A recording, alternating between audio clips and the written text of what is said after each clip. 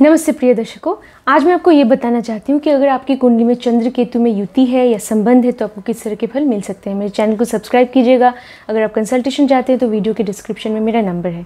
प्रिय दर्शकों, चंद्र केतु में युति हम तभी मानते हैं वैदिक ज्योतिष में, पराशरी ज्योतिष में, जब चंद्र केतु एक ही राशि में होते हैं या एक ही भाव में होते हैं। नक्षत्र अलग भी हो सकता है, एक भी हो सकता है, लेकिन एक ही भाव में एक ही राशि में जब होते हैं तो युति मानी जाती है। भृगुनंदी नाड़ी में हम तभी युति मानते हैं, हम युति मानते हैं अगर चंद्र केतु एक ही भाव में होते हैं और एक राशि में, तब हम मानते हैं कि 100% एक दूसरे पे उनकी दृष्टि रहेगी।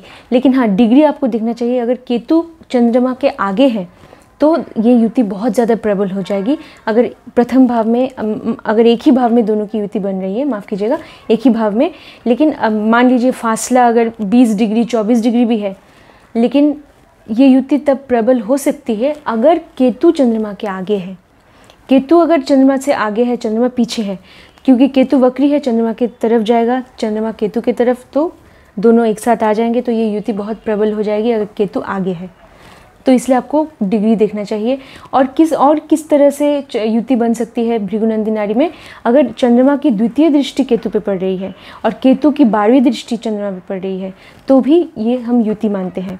अगर चंद्रमा की पंचम दृष्टि पड़ रही है, केतु की नवम दृष्टि पड़ रही है, या अगर चंद्रमा की नवम और केतु की पंचम जो भी हो, तो इसे हम त्रिकोण संबंध कहते हैं। तो 9-5 का संबंध है तो भी इसे हम बहुत प्रबल युति मानते हैं। और प्रिय दर्शकों, और जो मैं अभी आपको बताने जाती हूँ, वो जो संबंध है वो बहुत ज़्यादा प्रबल नहीं भी हो सकते हैं, लेकिन फिर भी उसे हम युति मानते हैं भृगुनंदी नाड़ी में। तो क्या है, चंद्रमा की सप्तम दृष्टि अगर केतु पे पड़े, एक दूसरे पे अगर सप्तम दृष्टि है तो उसे भी हम एक तरह से युति मानते हैं। तो इस स्थिति में चंद्रमा राहु के साथ होंगे और सप्तम दृष्टि केतु पे पड़ेगी। और एक है 3-11 का संबंध, लेकिन ये तभी प्रबल मानी जाएगी अगर चंद्रमा की तीसरी दृष्टि केतु पे है और केतु की 11वीं दृष्टि, तो केतु चंद्रमा से आगे होना चाहिए, तो ही ये युति बहुत ज़्यादा प्रबल हो जाती है। तो प्रिय दर्शकों, चंद्रमा क्या है, माँ के कारक है। हमारे कुंडली में चौथे भाव के कारक माने जाते हैं और चौथे भाव के नैसर्गिक स्वामी भी चंद्रमा है, क्योंकि वहाँ कर्क राशि होती है। चंद्रमा उच्च के माने जाते हैं वृषभ राशि में, और वैसे कमज़ोर और नीच के माने जाते हैं वृश्चिक राशि में। तो अब चंद्रमा देखिए प्रिय दर्शकों, अगर चंद्रमा जैसे कि हमारे धन संपत्ति के कारक होते हैं, हमारे जो लिक्विड कैश होता है, पैसा होता है, उसके भी कारक होते हैं। चंद्रमा हम जो नैतिक मूल्य अपने माँ से खासकर प्राप्त करते हैं या परिवार से, उसे भी चंद्रमा दर्शा सकते हैं। हमारे बचपन को भी चंद्रमा दर्शा सकते हैं। बचपन में जो शिक्षा हम प्राप्त करते हैं घर में, उसे भी दर्शा सकते हैं। चंद्रमा माता को दर्शाते हैं, माता के स्वास्थ्य को, माता के साथ हमारा रिश्ता कैसा होगा ये दर्शाते हैं, माता का स्वभाव कैसा होगा ये दर्शा सकते हैं। और आपका भवन, घर, मकान का सुख, आपको जो हम देखते हैं सुख मिलेगा या नहीं, ये सब हम चंद्रमा से देखते हैं। चंद्रमा से आपके वाहन, ये सब देखते हैं जो कि चौथे भाव में आते हैं। और चंद्रमा मन की शांति, मन की भावनाएं, ये सब दिखाती है। हमारी चिंता शक्ति ये सब दिखा सकती है। हम कितने भावनात्मक है, कलात्मक है, चंद्रमा से कलात्मक शक्ति को देखते हैं। हम कल्पना शक्ति भी चंद्रमा से देख सकते हैं। और प्रिय दर्शकों, अब देखिए चंद्रमा जो है वो अभी केतु क्या दर्शा, केतु वैसे तो छाया ग्रह है, तो चंद्रमा एक तरह से रोशनी भी दे सकते हैं, बहुत सुंदरता के कारक होते हैं और माँ के कारक होते हैं। तो अब केतु एक तरह से छाया है, तो एक तरह से केतु में अंधेरा तो है, तो दोनों जब एक साथ हो जाते हैं तो केतु ऐसा कहा जाता है कि ग्रहण लगा देता है चंद्रमा को। अगर खासकर बहुत नज़दीक है, आपको डिग्री देखनी चाहिए, तो चंद्रमा को ग्रहण लग जाता है। तो वैसे तो 7 डिग्री या 7 डिग्री से कम अगर फासला है तब तो ये युति बहुत प्रबल मानी जाएगी, चाहे केतु आगे हो पीछे हो जहाँ भी हो, लेकिन 7 डिग्री से अगर कम है तो ये युति बहुत प्रबल होती है। वरना केतु अगर आगे है डिग्री वाइज तो ज़्यादा प्रबल होगी।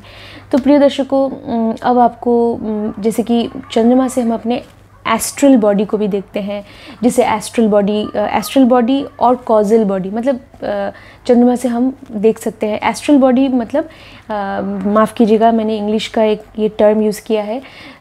तो एस्ट्रल बॉडी मतलब हमारा वो शरीर, वैसे तो फिज़िकल बॉडी जो होता है जिसमें मांस, रक्त और हड्डी, जिससे जो बना शरीर होता है, फिजिकल बॉडी, उसके कारक, देह कारक होते हैं मंगल ग्रह। एस्ट्रल बॉडी मतलब हमारे ऐसा शरीर जिसमें चिंता शक्ति है, भावनाएं हैं, जिसमें जैसे कि मेमोरी है, जो स्मृति शक्ति है, ऐसा शरीर, तो उस शरीर को हम चंद्रमा से देखते हैं, उसे कहते हैं एस्ट्रल बॉडी।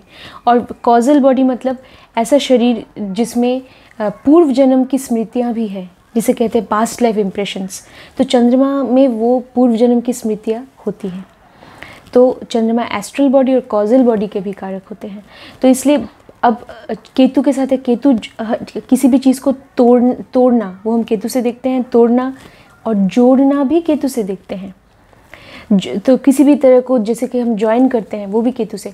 तो हमारे शरीर में जो जॉइंट्स होते हैं, जहाँ जहाँ हड्डियों का जॉइंट है, वो केतु उस ज्वाइनिंग को केतु दर्शा सकता है। तो इसीलिए हड्डियों में अगर ये युति नकारात्मक प्रभाव दे रही है तो हड्डियों के जॉइंट्स में दर्द, समस्या जातक को भी हो सकता है और जातक की माँ को भी, क्योंकि चंद्रमा माता का कारक है और चंद्रमा अभी भी मैंने बोला कि एस्ट्रल बॉडी का कारक है। तो आपकी हड्डियों में भी आपके जॉइंट्स में प्रॉब्लम हो सकता है शरीर में।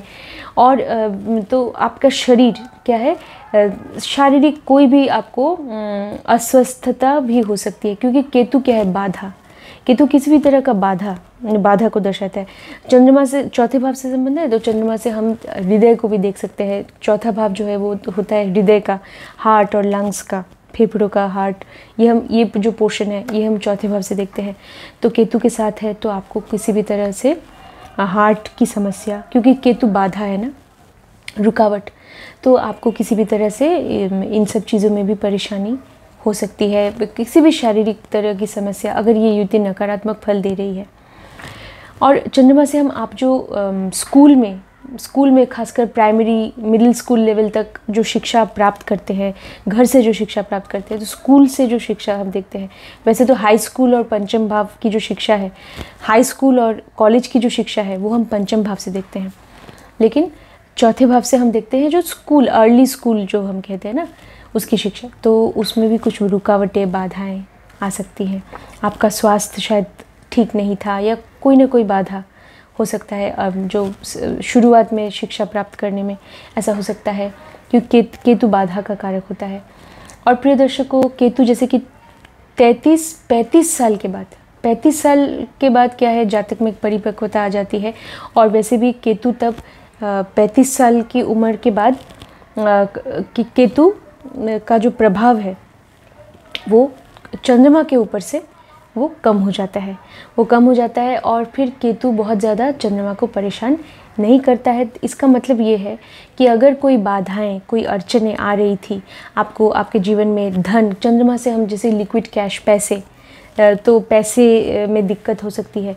तो वो जो बाधाएं हैं, धन संपत्ति, मकान अपना बनाने में, वाहन खरीदने में जो आपको बाधाएं आ रही थी, वो 35 साल की उम्र के बाद धीरे धीरे आप देखेंगे कम हो सकता है, कम हो जाएगा। और आपका शरीर, अगर आप प्राणायाम करते रहें, मेडिटेशन करते रहें, ध्यान करें, तो आपका क्या है, हड्डियों में अगर कोई समस्या है तो वो भी ठीक हो सकता है। और चंद्रमा के बीज मंत्र का जाप करना चाहिए, केतु के भी बीज मंत्र का जाप आप कर सकते हैं, करना चाहिए।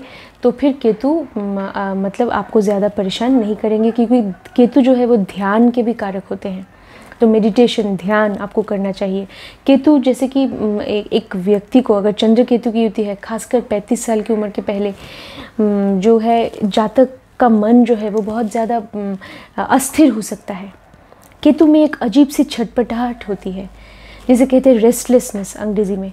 तो क्योंकि जातक दिशाहीन होता है, केतु का सिर नहीं होता, सिर जो है वो राहु का होता है, केतु के पास सिर्फ गले के नीचे का शरीर होता है। तो एक अजीब सी छटपटाहट, एक घबराहट, एक भय, एक संकोच, एक ऐसा होता है जातक में। सेल्फ कॉन्फिडेंस, आत्मविश्वास की कमी होती है। ऐसा हो सकता है 30-35 साल की उम्र तक, किसी जातक के क्षेत्र में, केस में 30 साल तक ही हो सकता है, उस 30 साल के बाद बेहतर हो जाएगा। और किसी जातक की उम्र में 35 साल के बाद हम देखेंगे कि उन्नति, जातक में सुधार आ सकता है। धीरे धीरे जातक अपना आत्मविश्वास, मतलब धीरे धीरे जातक के पास आएगा। मतलब पहले क्या है, मन भ्रमित नहीं, से क्या कहेंगे, मन अस्थिर रहेगा। चंद्र राहु अगर होता है ना, चंद्र राहु एक साथ होता है तो मन भ्रमित हो जाता है। चंद्र केतु होने से एक छटपटाहट, एक रेस्टलेसनेस, क्योंकि दिशा नहीं है ऐसा। तो दिशा मिलने के बाद फिर क्या है, मन शांत हो जाता है धीरे धीरे, उम्र के साथ साथ ये होगा। तो मन शांत हो जाएगा जब आपको जीवन में एक दिशा मिल जाएगी। और जब आप ध्यान करना सीख जाएंगे, ध्यान करेंगे, मेडिटेशन करेंगे, तब धीरे धीरे आपको अच्छे फल मिलेंगे। और फिर आप देखेंगे कि जो बाधा है वो आपके जीवन से बाधाएं वो धीरे धीरे चली जाएंगी। तो प्रिय दर्शकों, ये मैंने अभी बताया कि माता के स्वास्थ्य में, आपके स्वास्थ्य में समस्या हो सकती है, माता से दूरी हो सकती है। या तो जन्म के समय माता उपस्थित नहीं थी, मतलब या तो माता से, आपके जन्म से ही आपको माता का प्यार नहीं मिला, शायद माता आपके जन्म के वक्त, किसी भी जातक के जन्म के वक्त शायद माता चल बसी थी। या फिर ऐसा हो सकता है कि माता की अनुपस्थिति थी जीवन में, जातक बचपन से ही जातक कहीं चला गया, हॉस्टल में चला गया पढ़ाई करने के लिए, या माता के साथ एक मानसिक रूप से एक जैसे कि एक दूरी बन गई, इमोशनली जैसे कि डिटैच हो जाना।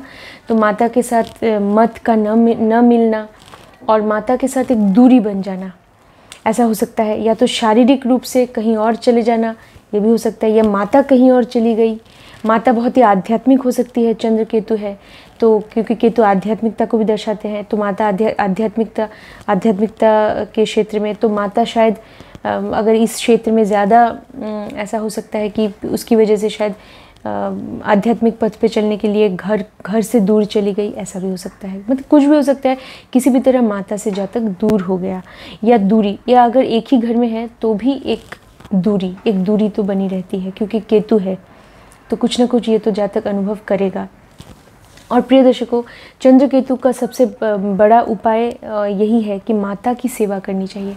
चाहे माता के साथ आपके जो भी जैसा भी रिश्ता हो, चाहे आपके मत नहीं मिलते हो, फिर भी आपको माता की सेवा, यही सबसे बड़ा मतलब केतु हमारे पूर्व जन्म को दर्शाता है।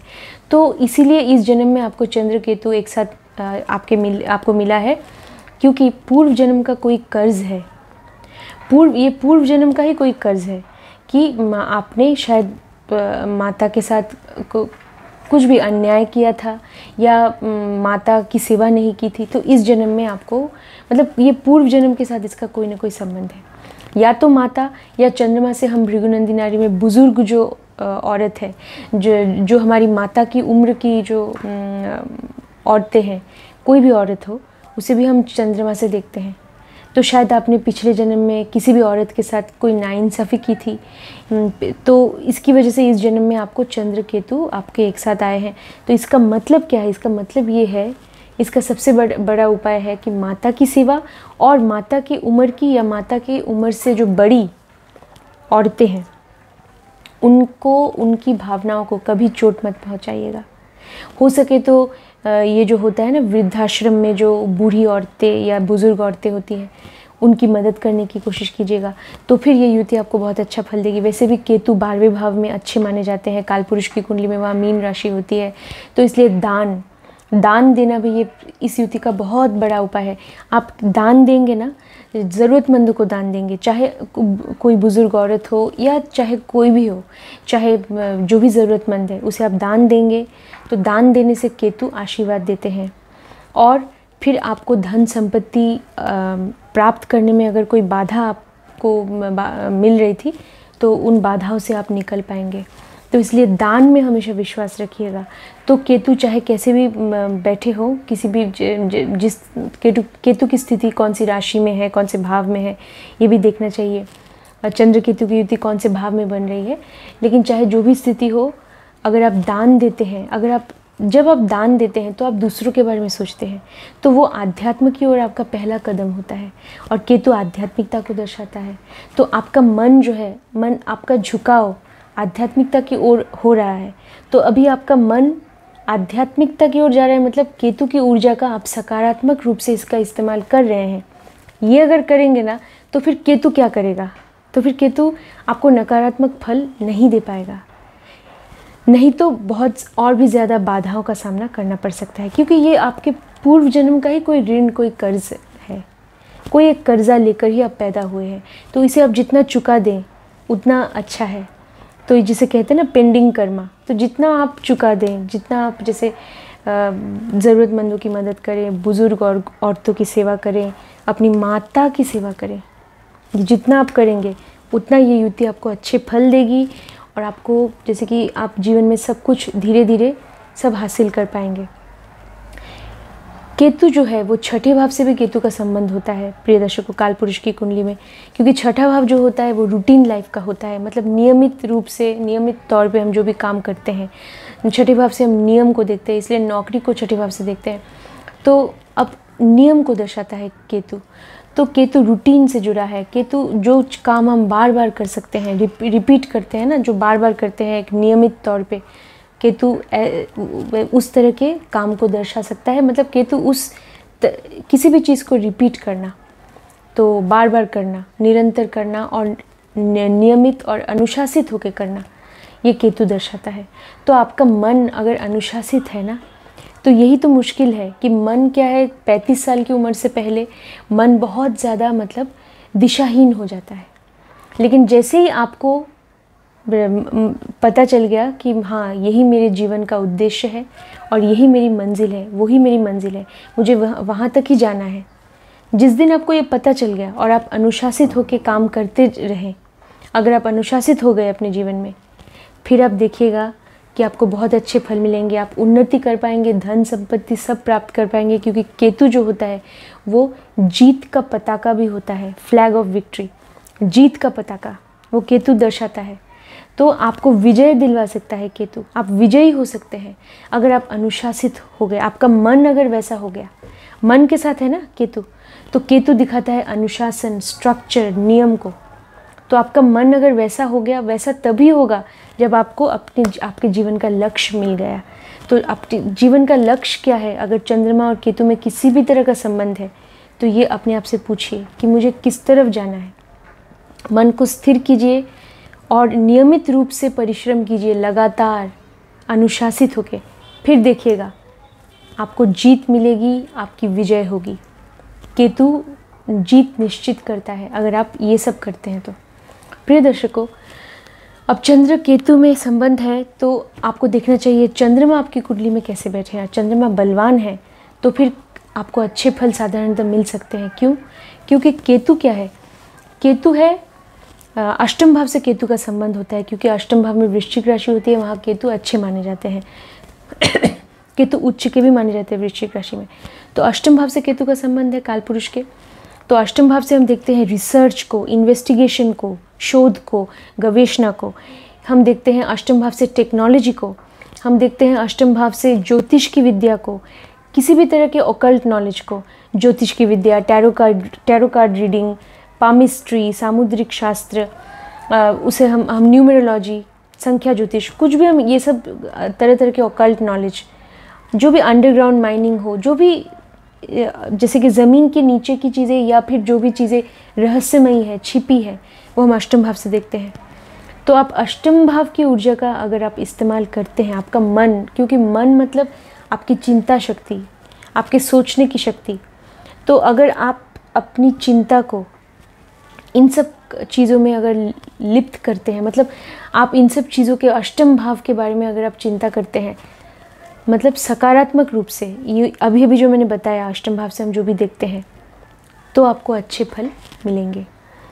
तो आपको ये भी देखना चाहिए कि चंद्र केतु का संबंध किसी भी तरह से अगर आपके दशम भाव से बन रहा है या शनि के साथ किसी भी तरह से संबंध बन रहा है, तब तो आपको ज़रूर केतु का इस्तेमाल, केतु की ऊर्जा का प्रयोग करना चाहिए अपने प्रोफेशन में।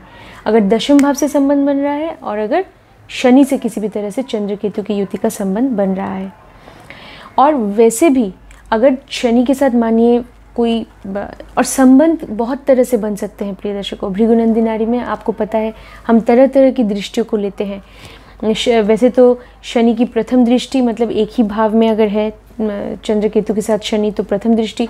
शनि की अगर द्वितीय दृष्टि है तो भी संबंध है। शनि की तीसरी दृष्टि बहुत बलवान होती है।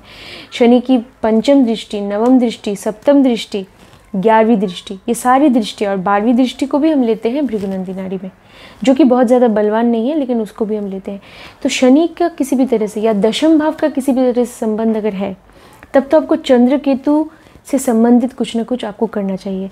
चंद्रमा भी जैसे कि हमारे मन को दर्शाती है, सृजनात्मक शक्ति को दर्शाती है, और जैसे कि पूर्वाभास की शक्ति भी हम चंद्रमा से देखते हैं, और केतु से तो हम ज़रूर देखते हैं पूर्वाभास की शक्ति बहुत ज़्यादा। तो इसका मतलब आप इस तरह के प्रोफेशन में अगर गए जहाँ पे आपको इंट्यूशन या पूर्वाभास की शक्ति का प्रयोग करना पड़े, तब बहुत अच्छा है।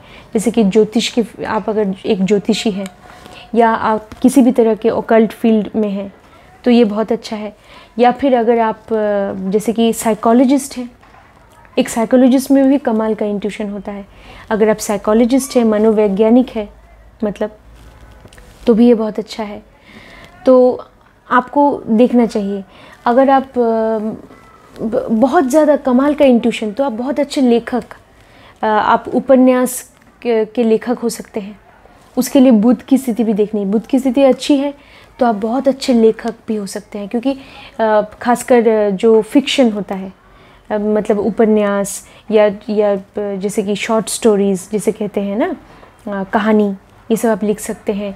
बहुत अच्छे आप लेखक बन सकते हैं, क्योंकि उसमें कल्पना शक्ति की ज़रूरत पड़ती है। तो प्रिय दर्शकों, ऐसा है कि अगर ये युति चंद्रमा बलवान है और अगर ये युति आपको अच्छे फल दे रही है, तो चंद्रमा के ऊपर अगर केतु हावी नहीं हुआ है, चंद्रमा बलवानी है, मन आपका स्थिर है, तो फिर केतु के साथ है ना, तो आप बहुत अच्छा रिसर्च कर सकते हैं, इन्वेस्टिगेट कर सकते हैं, टेक्नोलॉजी के क्षेत्र में जा सकते हैं। छोटे छोटे जो मशीन्स होते हैं, इलेक्ट्रॉनिक गैजेट्स होते हैं, उनके साथ आपका कामकाज जुड़ा हो सकता है, जैसे कि कंप्यूटर्स, मोबाइल फ़ोन्स, जो भी छोटे छोटे इलेक्ट्रॉनिक गैजेट्स होते हैं, छोटे मशीन्स होते हैं। और फिर केतु से हम देखते हैं, अष्टम भाव से जो भी हम देखते हैं, ऑकल्ट नॉलेज तो मैंने बोला, तो आप बहुत अच्छा कर सकते हैं इन सब क्षेत्रों में। बहुत अच्छे साइकोलॉजिस्ट हो सकते हैं आप, साइकेट्रिस्ट हो सकते हैं। लेकिन अगर केतु बहुत ज़्यादा हावी हो गया, केतु की स्थिति भी अच्छी नहीं है, केतु वैसे धनु राशि में, केतु मीन राशि में अच्छा माना जाता है, और वृश्चिक में भी अच्छा माना जाता है। अगर आप अष्टम भाव की ऊर्जा का इस्तेमाल कर रहे हैं, तब तो बहुत अच्छा माना जाता है। तो केतु की स्थिति अगर अच्छी नहीं है और चंद्रमा भी एकदम कमज़ोर है, तब ऐसा भी दिखा सकता है कि जातक का मन जो है वो बहुत भ्रमित हो जाएगा, भ्रमित नहीं, माफ़ कीजिएगा, जातक का मन अस्थिर हो जाएगा। जातक को किसी भी तरह की मानसिक बीमारी हो सकती है, किसी भी तरह की मानसिक बीमारी, जैसे कि schizophrenia, bipolar disorder, OCD, obsessive compulsive disorder, insomnia मतलब लॉस ऑफ स्लीप, नींद ना आना रात को, डिप्रेशन हो सकता है, भयंकर डिप्रेशन हो सकता है जातक को। अगर चंद्रमा केतु ये युति अगर बहुत ज़्यादा नकारात्मक हो गई, तो बहुत ज़्यादा डिप्रेशन, जिससे निकलने के लिए जातक को जैसे कि मेडिकल हेल्प की ज़रूरत पड़ सकती है। तो प्रिय दर्शकों, इसीलिए ये युति जो है बहुत आसान नहीं है, इसलिए मुश्किल भी खड़ी कर सकती है जातक के लिए। अगर आपका मन स्थिर नहीं है, अगर आपने केतु की ऊर्जा का किसी भी, केतु से हम ध्यान को देखते हैं, ध्यान, मेडिटेशन, दान को देखते हैं, तो क्योंकि अष्टम भाव 12वें भाव से केतु जुड़ा है, तो ध्यान करना, दान, नवम भाव से भी केतु जुड़ा है, क्योंकि वहाँ धनु राशि होती है काल पुरुष की कुंडली में, तो आध्यात्म को देखते हैं। अगर आप इन सब चीज़ों से जुड़े हैं, तब तो आपको कोई चिंता करने की ज़रूरत नहीं है। लेकिन अगर आप इनमें से किसी भी चीज़ के साथ, अगर टेक्नोलॉजी से भी अगर नहीं जुड़े हैं, ऑकल्ट नॉलेज से भी नहीं जुड़े हैं, तो फिर क्या हो सकता है। तो और चंद्रमा अगर कमज़ोर है खासकर, तो चंद्रमा का उपाय कीजिएगा, माँ की सेवा कीजिए। तो चंद्रमा अगर कमज़ोर है, फिर केतु अगर बहुत ज़्यादा नकारात्मक ऊर्जा लेके अगर केतु हावी हो गया, तो जातक को मानसिक तौर पे, जातक को गंभीर बीमारी, शारीरिक तौर पे भी गंभीर कोई बीमारी हो सकती है। शारीरिक बीमारी और मानसिक बीमारी होने का तो बहुत ज़्यादा खतरा और डर रहता है। तो इसीलिए जितने भी बहुत सारे ऐसे महापुरुष हैं, बहुत सारे आध्यात्मिक गुरु हैं, जिनकी कुंडली में चंद्र केतु का योग है, चंद्र केतु की युति है, क्योंकि ये युति जो है ना, ये आध्यात्म के क्षेत्र में जाने के लिए बहुत अच्छा है। तो ऐसे बहुत सारे धार्मिक गुरु हैं जिनकी कुंडली में चंद्र केतु की युति है। मुझे पता है कि शारदा माँ, उनका नाम मुझे अभी याद आ रहा है, शारदा माँ की कुंडली में, शारदा माँ की आपको पता होगा, रामकृष्ण परमहंस और शारदा माँ। तो शारदा माँ की कुंडली में चंद्र केतु में युति है। तो उन्होंने अपने जीवन में शुरुआत में भी बहुत कठिनाइयों का उनको सामना करना पड़ा। चंद्र केतु की युति है ना, तो आपको कठिनाइयों का सामना करना पड़ेगा जीवन में, क्योंकि कठिनाइयों का सामना हम करेंगे ना तो ही हम अंदर से क्या है, मजबूत बन सकते हैं। हमारा मन बहुत मजबूत स्थिर हो सकता है और हमें फिर रोशनी की तरफ, आध्यात्म की रोशनी की तरफ ले जाएगा। फिर हमें प्रकाश या रोशनी मिल पाएगी और हम तब दूसरों को भी राह दिखा पाएंगे। तो इसीलिए आप देखिए, जितने भी आध्यात्मिक गुरु और जैसे धार्मिक गुरु हैं, ऐसे बहुत से मार्गदर्शक गुरु हैं जिनकी कुंडली में चंद्र केतु है, क्योंकि उन्होंने भी सब कुछ शुरुआत में उनको भी बहुत सारी मुश्किलों का सामना करना पड़ा, बहुत कुछ झेला उन्होंने, और फिर मानसिक तौर पे भी बहुत उन्होंने झेला है। और फिर उस जैसे कि परेशानी से गुजरने के बाद उस दर्द से वो गुजरे हैं मानसिक तौर पे, या किसी भी तरह से आप बहुत दर्द से उनको गुजरना पड़ा है, तब जाके वो आगे चल के वो एक आध्यात्मिक पथ पे चल पाए हैं। तो चंद्र केतु की युति है तो ऐसा हो सकता है प्रिय दर्शकों कि जीवन के खासकर 30 साल की उम्र के पहले तक आपके मन में अशांति, अस्थिरता, ये बहुत ही, तो आपको खुद ही आपको ये समय के साथ साथ अपने मन को काबू में लाना, मन को कंट्रोल करना, मेडिटेट करना, ध्यान करना आपको सीखना पड़ेगा। आपको आपका जीवन का लक्ष्य जो है उसे निर्धारित करना होगा कि ये मेरा लक्ष्य है, अब मैं इसकी तरफ ही मैं अग्रसर होऊंगा और मैं नियमित रूप से अपना काम करूंगा, तो आपको ये युति आगे चल के बहुत अच्छा फल देगी। तो प्रिय दर्शकों, ऐसा है कि चंद्रमा और केतु में अगर युति है तो ये बहुत अच्छे फल भी दे सकती है। अगर आपका मन स्थिर है, अगर आपको अपने जीवन में आपका लक्ष्य क्या है ये पता कर लिया, और ये बहुत नकारात्मक फल देने की क्षमता भी रखती है ये युति। अगर जातक को नहीं पता उसे कहाँ जाना है, जातक को नहीं पता कि उसे किस ओर उसके मन को कहाँ लगाना है, अगर उसे नहीं पता तब बहुत ज़्यादा परेशानी हो सकती है। तो प्रिय दर्शकों, आपको पूर्वाभास की शक्ति तो होगी। अगर ये युति खासकर चंद्रमा बलवान है, केतु भी अगर अच्छी राशियों में है, तो कमाल की पूर्वाभास की शक्ति, आप कमाल के ज्योतिषी हो सकते हैं, टैरो कार्ड रीडर हो सकते हैं, आप में बहुत ज़्यादा इंट्यूशन पावर, पूर्वाभास की शक्ति होगी, आप बहुत अच्छे साइकोलॉजिस्ट हो सकते हैं, आप लोगों को बहुत अच्छी तरह सलाह भी दे सकते हैं, क्योंकि केतु का संबंध नवम भाव से होता है। चंद्र केतु की युति अगर आपको सकारात्मक फल दे रही है तो आप बहुत अच्छे सलाहकार, आप परेशानी से गुजरे हैं जीवन के शुरुआत में, लेकिन आप बहुत अच्छी तरह लोगों को सलाह दे पाएंगे, बहुत अच्छी तरह। आप जिस तरह से सलाह दे पाएंगे कोई और नहीं दे पाएगा। ये युति इतनी इतना क्या कहूँ मैं, इतने सकारात्मक फल भी आपको दे सकती है ये युति।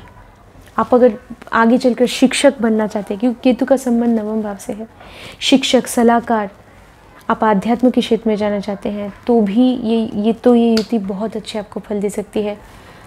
तो प्रिय दर्शकों, आज मैंने आपको ये बताने का प्रयास किया कि अगर चंद्रमा और केतु में युति है, प्रबल युति है, या किसी भी तरह के दृष्टि का संबंध है, जिसे भी हम युति मानते हैं भृगुनंदी नाड़ी में, तो किस तरह के फल आपको मिल सकते हैं। दान में यकीन रखिएगा, दान कीजिएगा, आपके सामर्थ्य के अनुसार आप जितना कर सके, ज़रूरतमंदों की मदद कीजिएगा। बुज़ुर्ग लोग, केतु बुज़ुर्ग लोगों को दर्शाते हैं, क्योंकि जो बुज़ुर्ग होते हैं उनमें ज्ञान होता है, केतु ज्ञान के कारक हैं। तो आपका मन, चंद्रमा क्या है, माता के कारक है। माँ कैसी होती है, माँ में ममता होती है, दया होती है, माँ के अंदर प्यार होता है। तो बुज़ुर्गों के प्रति, जो कि ज़रूरतमंद जो बुज़ुर्ग लोग हैं, जो कि वृद्धाश्रम में हैं, उनके प्रति अगर आपके मन में ममता है तो फिर ये युति आपको बहुत अच्छे फल देगी। उनकी मदद कीजिएगा, दान में यकीन रखिएगा तो बहुत अच्छा होगा। और ध्यान बहुत ज़रूरी है। ध्यान कीजिएगा जब भी आप कर सके, दिन में जैसे कि एक बार तो ध्यान ज़रूर करना चाहिए। जो भी आपके इष्ट देवता हैं या जिस भी भगवान में, जिस भी शक्ति में आप चाहे किसी भी धर्म के हो, जिस भी दैविक शक्ति में आपकी आस्था हो, आप उनका चिंतन करते हुए आप ध्यान कीजिए। 20 मिनट, आधा घंटा हर रोज़ कीजिए। केतु के बीज मंत्र का, चंद्रमा के बीज मंत्र का भी जाप कर सकते हैं। वरना आप जिस भी दैविक शक्ति में यकीन रखते हैं, उनका चिंतन करते हुए भी, उनका नाम लेते हुए भी आप चाहे जो भी प्रार्थना बोले, चाहे वो कोई बीज मंत्र ना हो तो भी चलेगा, चाहे वो जो आप प्रार्थना आप अपने मन से बोल रहे हैं ना, वो अगर किसी धार्मिक ग्रंथ में नहीं है तो भी कोई बात नहीं है, वो आपके मन से आई है वो आवाज़। आप जिस तरह से उस शक्ति को पुकारना चाहते हैं उस तरह से पुकारिए और दिन में एक बार प्रार्थना कीजिए, ध्यान कीजिए, ये बहुत ज़रूरी है। तो आप देखिएगा ये युति आपको बहुत अच्छे फल देंगे। प्रिय दर्शकों, आज के लिए इतना ही। मिलते हैं अगली बार किसी और विषय को लेकर। अपना ध्यान रखिएगा। नमस्ते।